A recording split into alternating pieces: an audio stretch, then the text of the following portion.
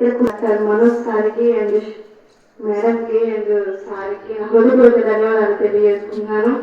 అలాగే ఇప్పటి వరకు ఎంతో ఓపికతో ఎంతో సహనంతో వచ్చిన వాళ్ళందరికీ ఎలా ఉంది ఏంటి అనేది ఒక సహన భావంతో ఒక ప్రేమతో అడిగారు. అది నాకు చాలా నచ్చింది. ఫస్ట్ ఆఫ్ ఆల్ ఎందుకంటే ఒక మనిషి బాగలేనప్పుడు వచ్చినప్పుడు ప్రేమపూర్వకంగా పలకరిస్తే అది వాళ్ళకి అదే సంతోషం. ఫస్ట్ ఆఫ్ ఆల్ అలాగే ఇక్కడ స్టాఫ్ కూడా చాలా ప్రేమగా పలకరించారు వచ్చిన జనాలని, అలాగే మంచిగా పెద్దవాళ్ళని. అది నాకు బాగా నచ్చింది.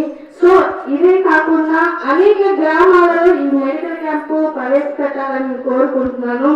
మనము ఈ భూమి మీద ఉన్నప్పుడు మనం ఒకరికి హెల్ప్ చేసే విధంగా మనం ఉండాలని నేను కోరుకుంటున్నాను.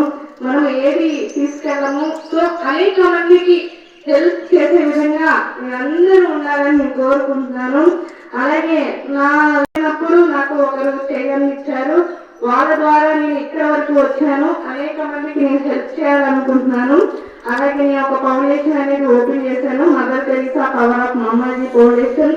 అలా పెట్టుకుంటే అనేక మందికి హెల్ప్ చేయొచ్చు. అన్నదాన కార్యక్రమాలు కావచ్చు, ఈ మెడికల్ క్యాంపులు కావచ్చు. సో చాలా ఉన్నాయి చేయడానికి నీడ్స్ ఉన్న పీపుల్స్ కి. సో అలాగే మీరు ఇక్కడ ఇంత దూరం వచ్చి యాక్చువల్లీ ఇంత దూరం ఆలోచించారు ఫస్ట్ ఆఫ్ ఆల్ రావడానికి.